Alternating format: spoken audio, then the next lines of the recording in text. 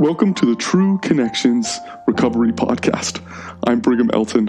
I am a pornography and sexual addiction counselor. We are going to help others to overcome pornography use, sexual abuse, and sexual fear by chasing healthy sexuality and being aware of the messages that are being sent to us sexually all around us. At times, these topics are hard to talk about, but our goal is to promote conversation and to help individuals feel understood and to help you feel like you're not alone. I'm so grateful you've chosen to be with us today.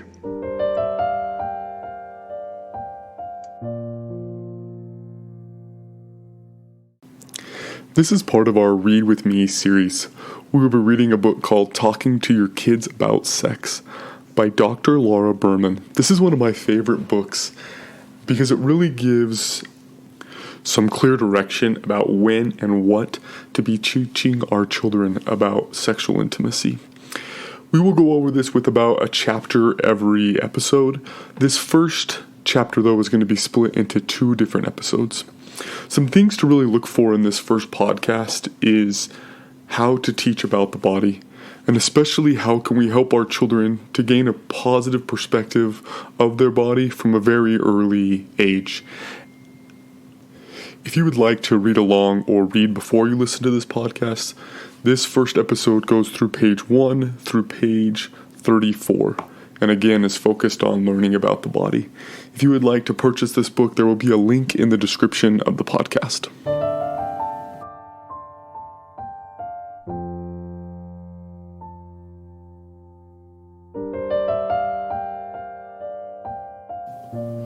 We're going to start off here just talking about the contents and what the plan is to go over this book. There are 7 chapters. First, talking about the body, talking about the mind, talking about the media, talking about friends and influences, talking about romantic relationships, talking about sexual relationships, and talking about safer sex. Each one of these will be its own podcast.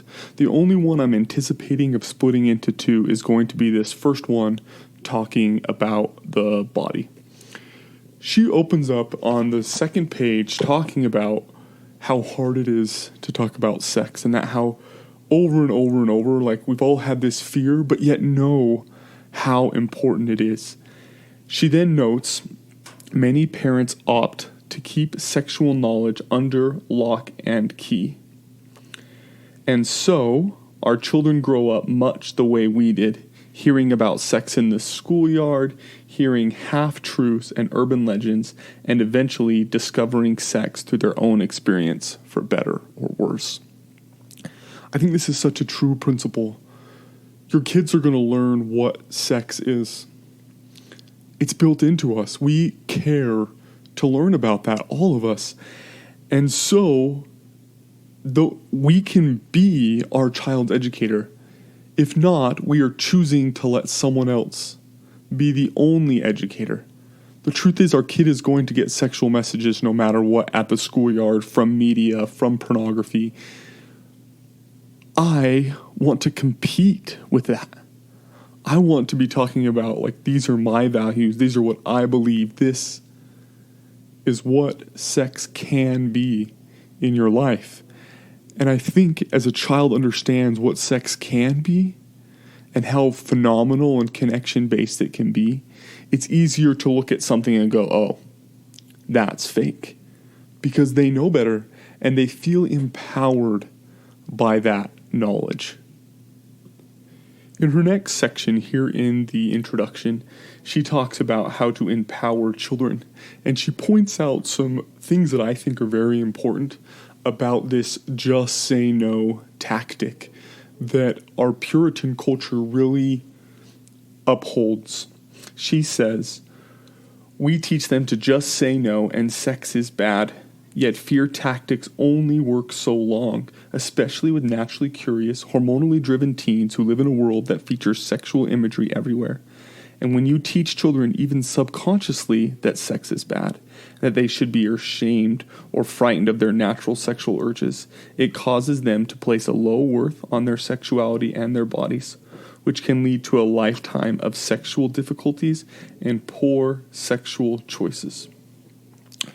I see this consistently In fact, here in Utah, it's known as the good girl syndrome, though I've seen girls and boys that struggle with this, where this sex is important quickly becomes sex is dangerous, and from sex is dangerous, we move to sex is bad, and from bad, we move to evil.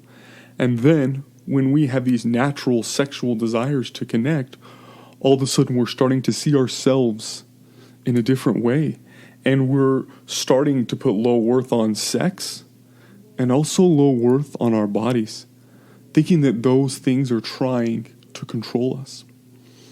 I remember growing up with this fear that if I chose to do so much physically and being intimate with a partner, that I actually would lose control, that I would no longer have choice.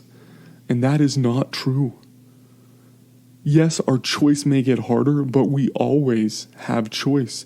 And sexual intimacy and those sexual feelings are not meant to be feared, but guided.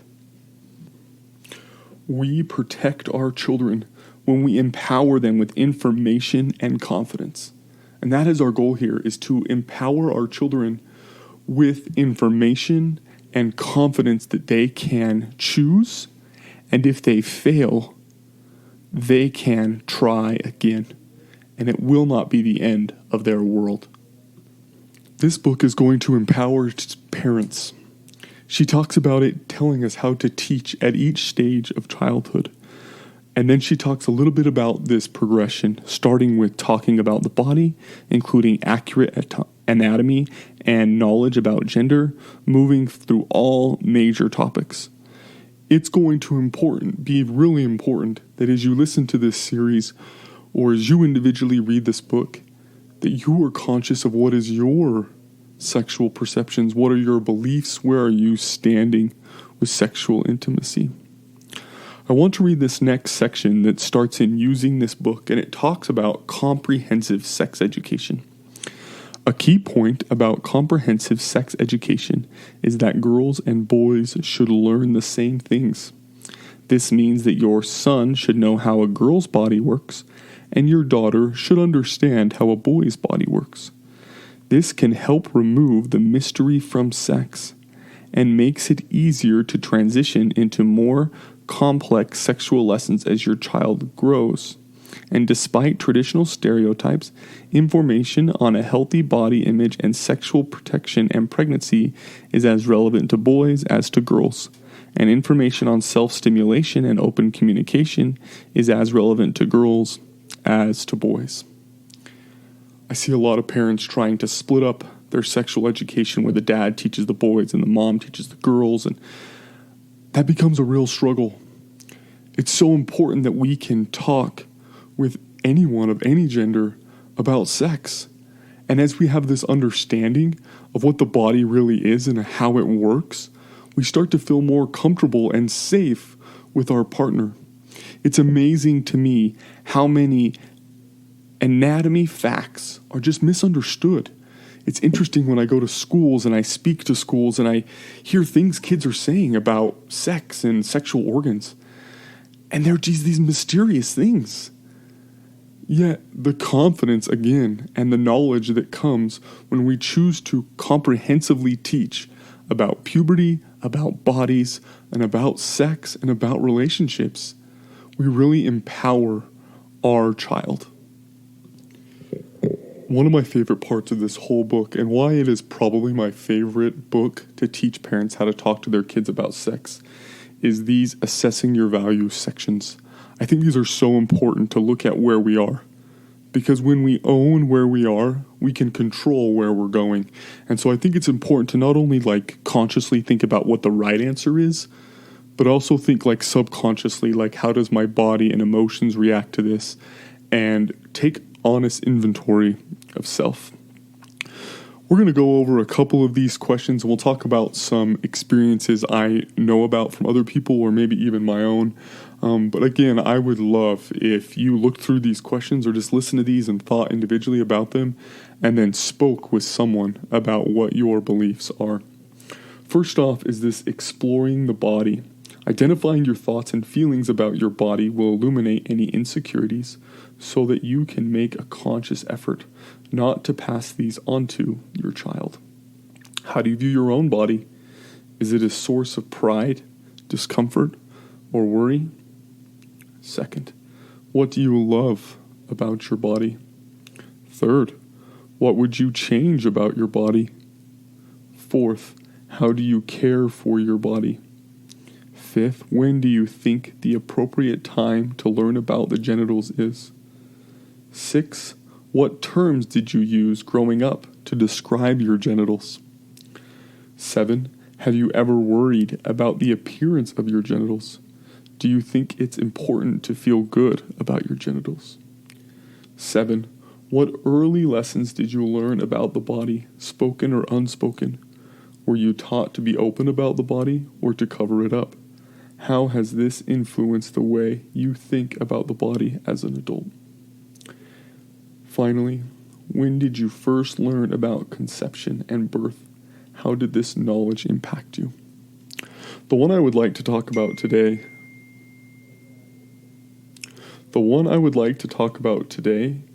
is this: what early lessons did you learn about the body? Were you taught to be open about the body or to cover it up? How has this influenced the way you think about the body as an adult? I know this individual who felt like women's bodies and the bodies of his siblings that were girls, his sisters, were more valuable and more important than his.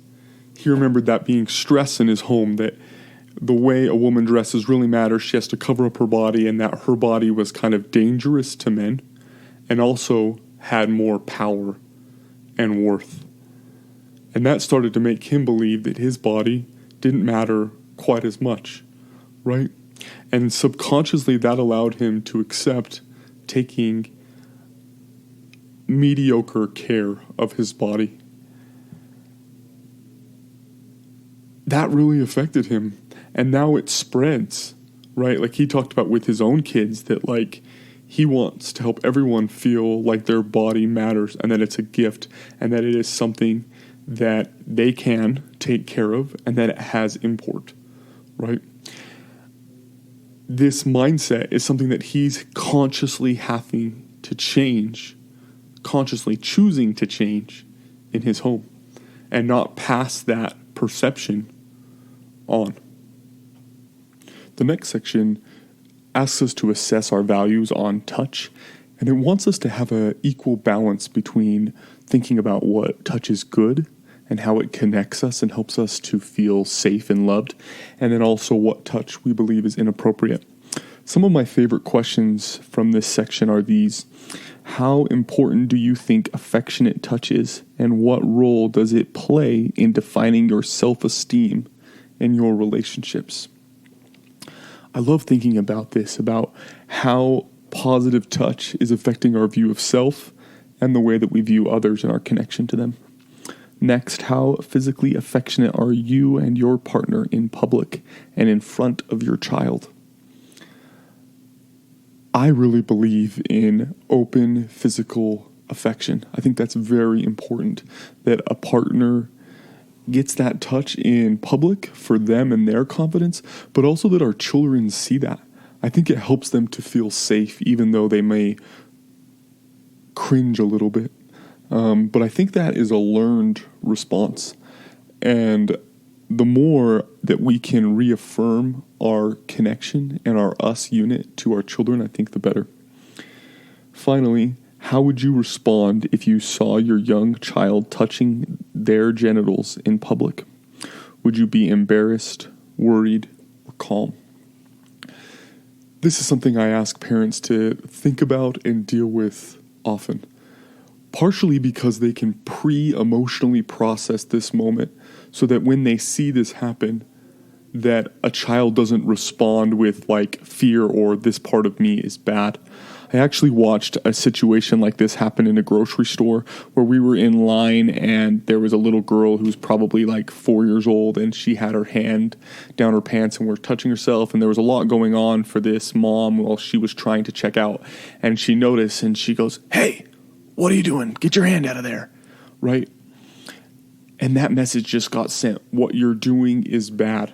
Now, there is so much time to recover. I'm not saying that this one moment damned that person's view of themselves, but in that moment, that child felt fear and that what I'm doing is wrong and that something is wrong, which can quickly go to either I'm wrong or this part of me is wrong or bad. And we want to do everything we can to label these areas as good, as positive, but important, not bad, evil, scary, and therefore I am bad. Next is about gender. One thing that she noticed right off the bat is that lessons about gender are often passed along subconsciously. I think this is very important because a lot of times we send these messages about what you can or can't do or what you can or can't become because of your gender. I also think, like we talked about earlier, about this comprehensive sexual education, that it's important that we learn about both bodies, right? And that's her first question. When did you learn about the body of the opposite sex? Next was what do you think are the primary differences between boys and girls? Finally, is that I like is this: would you feel uncomfortable if your child began to enjoy activities that were typically reserved for the opposite gender? And just take a little bit of internal stock on, like, what are my gender stereotypes? Are there certain things that I think are for men and certain things that I think are for women? And just reevaluate where you received those expectations and look to what am I then teaching my child. Finally is her exploring lifestyle.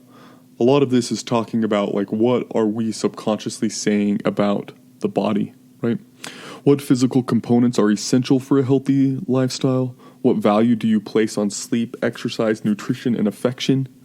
What do you think the relationship is between a healthy body image and healthy, responsible sexual behavior? How have you noticed this connection in your own life? What lifestyle habits did you grow up believing to be important, and how have they continued to impact you as an adult? It is so common that these mental scripts that we get from our childhood continually play as we're an adult. And so as you're going through these assessing values questions, as you listen to this, think about, like, what ideas did you receive from your childhood? And how are those still prevalent in your head?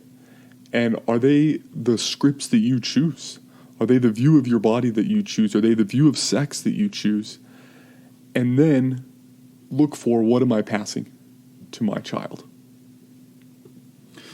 This next section really helps us to answer the question of, like, when. Like, when should I be teaching my child different things, right? And this is just giving a general progression of physical development.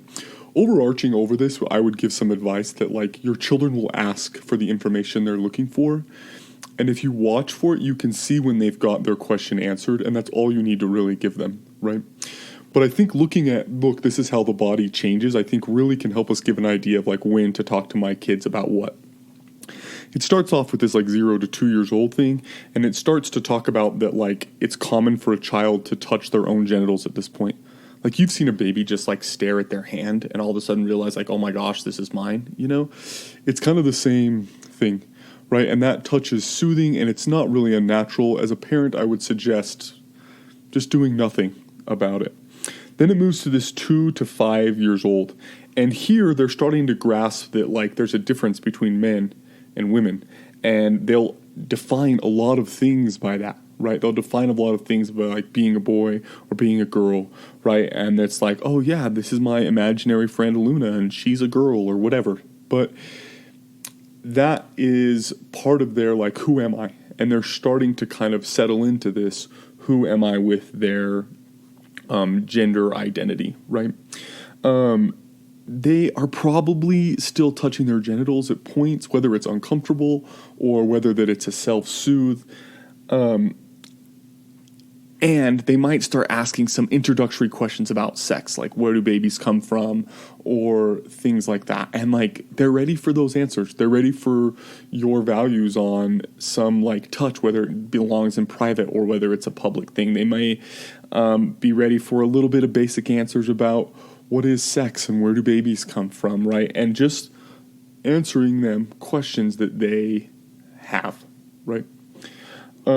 individually in our home, we really stress that touching of genitals is a private thing and needs to be done in private. We are not trying to correct for like masturbation or anything at this point, but our focus is that these are our private parts, and because they're private, they deserve private locations to be touched, right?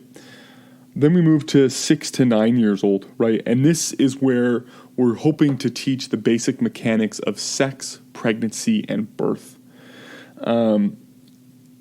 They start to feel a little embarrassed by like kiss or touching, and it's very common for a kid to do this. If I show you mine, will you show me yours? Because they're starting to wonder is like, what are boys' bodies like, or what are girls' bodies like? 10 to 12 is a period of uncomfort with their own body, and at times can really define the way that we view our own body, right? And a lot of it just becomes this like, okay, I'm starting to feel romantic feelings, but how do I handle these shifts in my body? And they're really ready for those answers, right? Like, how do I handle these shifts? What do they mean? And what are these feelings that are going on in my body? And then finally, 12 to 19 years old, there's a lot of like sexual awakening where it's this like desire to connect with another person in that way. And this is a great time to have your child think out their view of sex out loud to you. And she talks about a couple of things that it's important that we teach in that stage, like STDs or how you want to teach about self-stimulation. But a lot of these like, okay, with this desire to be sexual, let's make sure that we have the knowledge to go with that desire. On page 14, she begins talking about the body. And as she starts with this teaching about the body, there's this line here at the very beginning that I really like. It says, using accurate language and being relaxed about the body's functions will help encourage a healthy body image. Sadly, a lot of the times in our culture, we've had individuals not really use proper terms for our body, or there's been like stress about body function, whether like poop is gross or pee is gross or whatever. But we really want to help send a message that these parts of your body are normal, and it's part of the normal part of life. Parents ask me pretty consistently, like, when do you start teaching your kid about their body and their genitals and sex? And the truth is I tell parents to start right away. Like, every time you change a diaper, you can use the accurate language of vulva or vagina or penis or testicle or bum or butt, whatever term that you choose to use. And a lot of this is for you to practice saying these terms so that when the time comes where it's time to like actually teach your child and they're picking up on your cues, you feel more relaxed. Because if every time you change a diaper, you say the word vulva, by the time you get to teaching your kid about having a vulva, you will feel comfortable using those terms. Later on in this page, she talks about using the correct words like vulva. They also say it's important for us to use also the common names that their peers might be using. And that's going to change at every level. It could go from everything from like your wee-wee, right, until you grow up and it may be like the slang terms like dick or pussy or terms like that. And I think it's important for a child to know that like what those terms mean, which will help them feel more comfortable and confident in those moments that they hear them. It also mentions this like using cute names for our genitals or those our children sends or those of our children sends the message that the genitals are embarrassing or silly or uncomfortable. Again, like, let's use the proper terms. That's really going to decrease the embarrassment and the awkwardness. In fact, there even are studies showing that like if a kid knows accurate language about their body, the chances of them being sexually abused significantly decrease. And the chances that a kid will actually speak about it increases as well. She expands these using proper terms to also how we discuss bodily functions. Like, I understand that a lot of us react in like cringes or giggles when we talk about body functions because sometimes they're surprising and awkward and we don't really know how to react. But as we can talk about them and demystify them and just make them a normal part of conversation in life, it will actually increase our child's feeling of normal. and their comfort in their own body. And so it's important with functions as well that we are talking about them in a normal way, and it's not something that needs to be hidden or secret or shameful, but it's something that just happens. It happens for all of our bodies. I love this little TikTok that had been popular recently, and it's this little girl, and she's dressed up as a princess, and she farts significantly loud. And she goes, "What? Princesses fart too?" And everyone's laughing, and she's like, "No, princesses fart too." And I think that's just so important. Like, yeah, everyone does that, and it's a normal part of life. And it's important that we can teach manners and without shaming, right? And I think a lot of that comes from this teaching that parts are private, and we only talk about poop or pee in a private place, or we only touch our butt or our vulva or our penis in a private place, and we can push all of that conversation to a private place and not shame bodily functions when they happen. I really want to second this advice that she gives in this keeping information age appropriate portion, where she talks about, like, most kids, they're asking a very specific question, right? For example, like, she talks about, like, why does a penis get hard, right? And you can just talk about that it's a change of blood flow, and, like, that's all the information most kids would ever need. Like, it's not like we need to explain everything about why we get an erection, right? And as you can answer the specific question in a specific way, most of the time a kid will be satisfied. And at this point, like, we want to make a child feel like it's okay to ask those questions, and I would answer every question. I think, like, if a child asks, like, where do babies come from, and we say, oh, you can't know about that yet, or you're not ready for that, I think we make it into this, like, bigger secret and stressful thing that it doesn't really need to be. I think you can make a very clear and specific answers, like, oh, babies come from a uterus. When a mommy and a daddy, they have put a baby in the uterus, and it comes out of the mom's uterus, right? Like, the shorter the better, you know, and just, like, that's where it comes from, right? And a lot of the times that will help a child to settle. She then gives some examples about places where you could talk about this.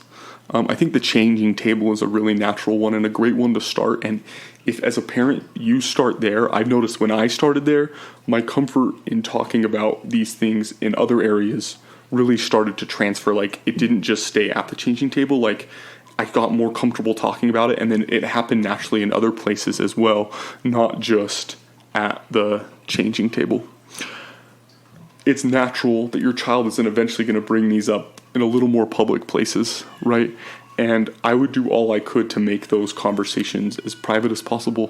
Like, I remember one time we were in a store looking for a toy, and my daughter wanted to buy a male lion, and she wasn't looking for a mane, she was looking for a penis. And so she was checking every single lion and flipping it over, you know, and she goes, "Oh, hey dad," and she calls out to me, "I found a boy, it has a penis," right? And my reaction right there really matters, right? Like, am I reacting this like, "Oh no, don't say that," like embarrassment?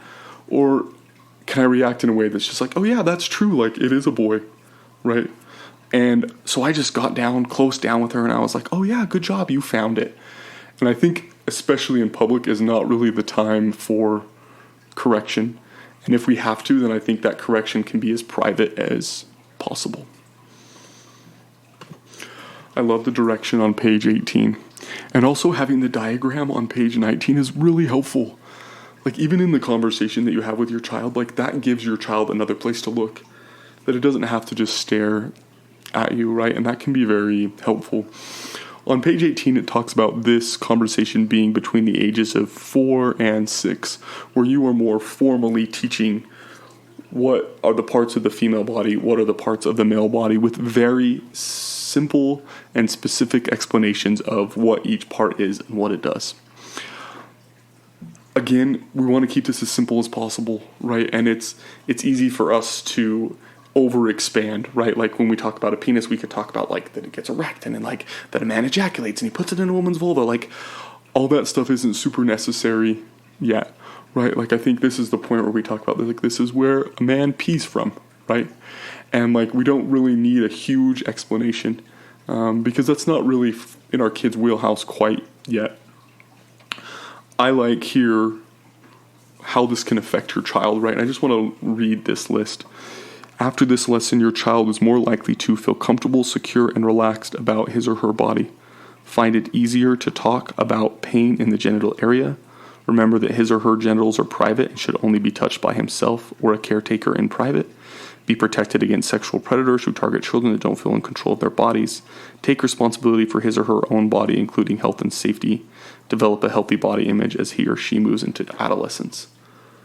Again, this brings comfort. Knowledge brings comfort. The scariest thing is the unknown.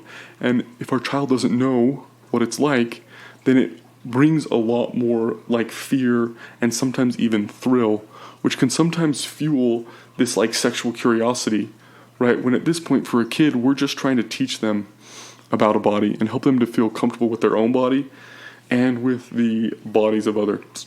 I've actually noticed that as parents have conversations like this and like will show actual images, it actually decreases of the probability of this "I'll show you mine if you show me yours" behavior in children, which is a pretty harmless behavior, right? But it's awesome for a kid to learn and keep the boundary of private means private, right? And it means it only happens in private places, and yet we can still satisfy that curiosity that a child has is like, what's the difference between a boy and a girl? The next couple pages talks mainly about gender differences. I love this framework that it gives from the very beginning, saying that like around the ages of 3 to 4, your child will start to notice gender behavior. And it just talks about us to like really check our own scripts. Like, what do you believe is a man's job? What do you believe is a woman's job? And honestly, like, as I look at my kids, sometimes I notice things that like gender scripts that I have subconsciously, And my goal here is to help my child feel comfortable and confident in their unique personality and not to be trapped in some gender stereotype, right? There's a couple points here I want to read. The first one here is in this early gender behavior. And the first line of the second paragraph says, make it a point to have open gender roles. Perhaps dad cooks meals, mom shows an interest in sports. This open environment will help your child feel less stressed and anxious over his gender behavior, his or her gender behavior. I think this more fluid understanding of gender, that like any individual can chase whatever they dream, really helps a child to feel confident. And as you see gender norms being enforced or subconsciously taught to your child, like there's something that can be talked about. And sometimes there even can be things that you can look internally at yourself and go like, okay, am I sending that message? And how can I help my child to, again, feel confident in their own vision, dreams, interests that they care about, and not feel like certain things are limited for them. The other part in this gender portion that I wanted to talk about is this gender roles in early friendships. I'm going to read a portion here. These friendships can be fundamental to the way your child relates to the opposite sex later in life. Children who establish opposite sex friendships early on are more likely to interact easily with both genders as adults and to be more accepting of a range of gender behaviors. This is something that I can do and support, right? And like the questions I ask matter, right? If I treat my daughter's friendship with a boy different than I teach her friendship with a girl, I'm telling her that those are different and they matter in a different way, especially when my daughter right now is 5, right? Like, I don't want to send that message. I want her to feel comfortable and confident in all of her friendships, whether they are with the same gender or the opposite gender, right? Because right now, like, any of those feelings that they have aren't going to shape their future life. But if she can feel confident in interacting with boys and girls, that's really going to help her in her future to be able to interact again with boys and girls. And so my verbiage as a parent and any fears that I communicate to my child really do matter at that early phase, right? Especially before this like attraction kicks in around like 10 years old. Like, I need to be careful about what I'm imprinting there. If I'm assuming attraction, like, a lot of times our child is too early in their development to actually have that attraction in that way. They just see it as pairing like they see in shows, right? They watch a bunch of Disney shows and they see the princesses are always looking for their prince. They just see it as a storyline. They're not seeing it as attraction. And so at that young age, we want to do all we can to not imprint our attraction assumptions on our child. On the page 24 and 25, there are some pictures, pretty informative pictures of male and female anatomy. And she talks about doing this around age 5 to 7. I think that picture that we looked at on page, I think it was 19, that was just like this overall picture of the body, is more appropriate for someone that age. In that first discussion of like, here's the body, let's see the body as a whole, not this specific picture of a penis or a vulva. But as we get like past like 9-ish, right, and we're starting to prepare for puberty, like these are phenomenal pictures. Like I actually use these exact pictures when I teach adults about anatomy, and it's honestly like I ask them what percentages of this is new, and most people say over 50%. And so I think these are great informative things that a child can look at and learn and kind of help them with their curiosity. But again, my opinion is that I would aim for this around like the 9-10-ish range, not the 5-7 range that she talks about here. And so I'm actually going to come back to this page when we talk a little bit more about puberty.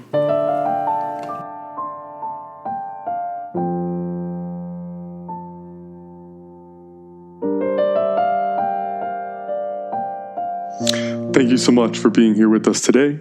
Please share. This really helps us to succeed as a community as you share information like this. And if you ever feel like you could use some individual help, please set up a free consultation. You can visit us at our website at trueconnectionsrecovery.com and set up a free consultation there. Thank you.